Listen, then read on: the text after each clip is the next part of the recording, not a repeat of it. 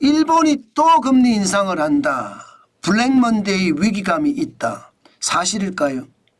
사실일 가능성이 굉장히 높습니다. 작년 여러분 8월 5일이 기억나실 거예요. 8월 쇼크라고도 이야기하잖아요. 일본이 금리를 갑작스럽게 올렸어요. 7월 달에. 그 바람에 전 세계의 엔캐리 자금이 난리가 난 거예요. 엔캐리 자금이라는 게 일본이 금리가 싸니까 엔화 빌려서 미국 시장에도 투자하고 유럽 시장에도 투자하고 한국 시장에도 투자했는데 이걸 금리를 올린 거예요. 그러니까 이거 뭐야, 이자 부담이 이렇게 많아지면 안 되는데, 그러면서 미국 시장에서도 팔고 유럽 시장에서도 팔고 한국 시장에서도 판 거예요. 그래서 주식시장이 왕창 무너졌었거든요. 그게 엔캐리 자금의 청산이라고 이야기합니다. 그런데 지금 일본에서는요 다시 금리 인상에 대한 이야기가 나옵니다. 1월 달에 25일 26일 양일간에 금융정책결정회의가 열리거든요. 이때 말입니다. 일본 우에다 카즈오 일본은행 총재는 이달에 열리는 금융정책결정회의에서 금리를 인상할지에 대해서 논의에 판단하겠다 이렇게 이야기했습니다. 그런데 지금 현재까지는 대부분 말입니다. 일본이 금리를 올린다, 여기에 방점이 있습니다. 일본은행 총재도 그렇게 이야기했지만 부총재도 이야기를 했고요. 또 경제 전문가들도 12월에 일본이 금리를 올렸어야 되는데 못 올렸다. 그런데 지금은 안 올릴 수가 없는 상황이다. 그렇기 때문에 물가를 잡기 위해서라도 일본은 금리를 올릴 수밖에 없다. 지금 이렇게 이야기하고 있습니다. 이렇게 되면 여러분 금리가 지금 0.25% 금리거든요.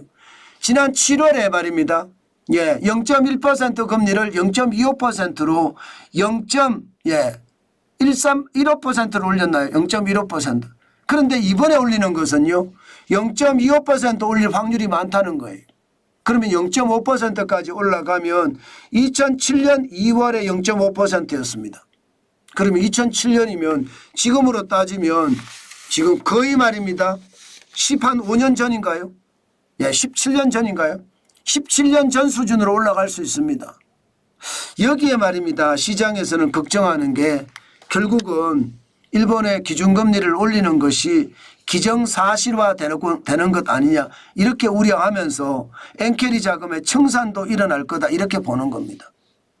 실제로 말입니다. 엔달러 환율을 보면 1월 17일 현재 달러당 156.30엔입니다. 지난 1월 8일에 158.35엔에 비하면 많이 떨어졌죠. 거의 2엔이 떨어졌으니 굉장히 많이 떨어졌습니다. 이 말은 여러분 엔화가 강세가 된다는 이야기잖아요. 달러가 약세가 된다는 이야기잖아요. 엔달러 환율이 떨어진다는 것은.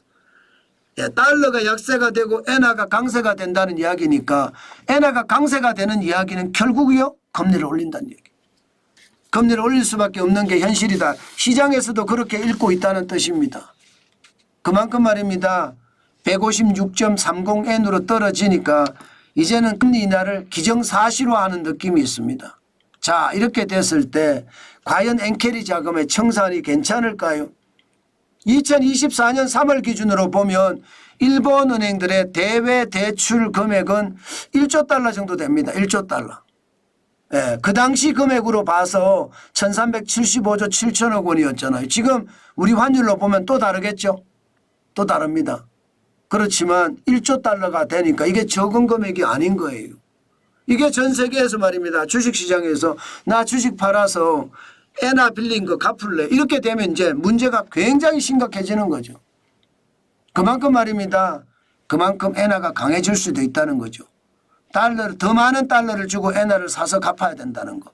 더 많은 유로를 주고 엔화를 사서 갚아야 된다는 거. 더 많은 원화를 주고 엔화를 사서 갚아야 된다는 이런 문제가 생긴다는 뜻입니다. 당연히 그런 문제가 생길 거예요.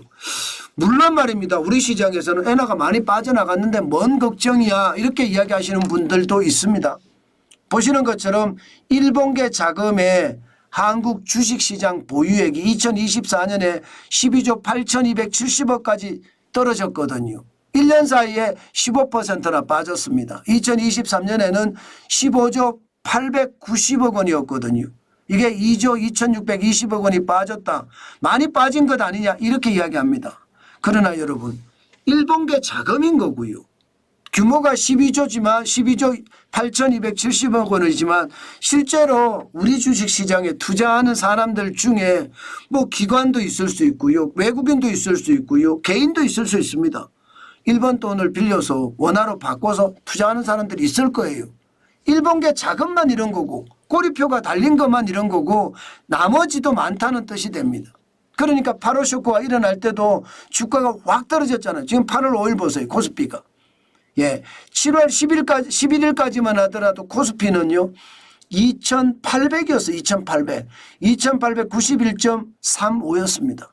그런데 8월 쇼크가 터지니까 2,441.55까지 떨어졌잖아요.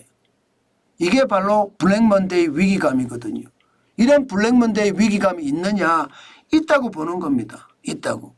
그만큼 말입니다. 상황이 굉장히 달라질 수 있다는 거고요. 환율도 마찬가지입니다. 환율도. 외환도 보면 2024년으로 돌아가 보자고요. 8월 6일을 보시면 952.21원입니다. 951.21원. 다시 말해서 더 많은 원화를 주고 엔화를 사서 갚았다는 뜻이 되는 겁니다. 굉장히 많이 올라가는 거예요. 엔화가 강해지는 거죠. 2025년 1월 17일 현재 936.98원이지만 지난 8월 6일에는 952.21원 굉장히 많이 올라갔었습니다. 저는 이것을 보면서 시장 앞으로도 지독하게 봐야 되는데 지금의 어떤 상황이 저는 블랙먼데이 위기감도 커진다 이렇게 생각을 합니다. 여러분 일본이 금리를 얼마나 올릴지 아직 정확하게 나와 있지는 않습니다. 뭐 0.15% 올릴 수도 있습니다. 0.25%면 꼭 올리지 않습니다. 그렇지만 금리를 올렸다는 그 자체가 심리적 충격은 줄 거고요. 그 심리적 충격이 결국은요. 결국은 현실이 될 수도 있다는 것. 다시 한번 생각을 하면서 시장에 대응을 해야 되겠다. 그렇게 말씀드리겠습니다. 저는 여러분 엔화가 좀 더 올라가면 일정 부분을 팔 생각도 있습니다. 저는 엔화를 많이 가지고 있거든요. 일정 부분 팔 생각도 있고요. 또 떨어지면 또 살 생각도 있고요. 그러면서 시장을 보겠다 이렇게 생각합니다.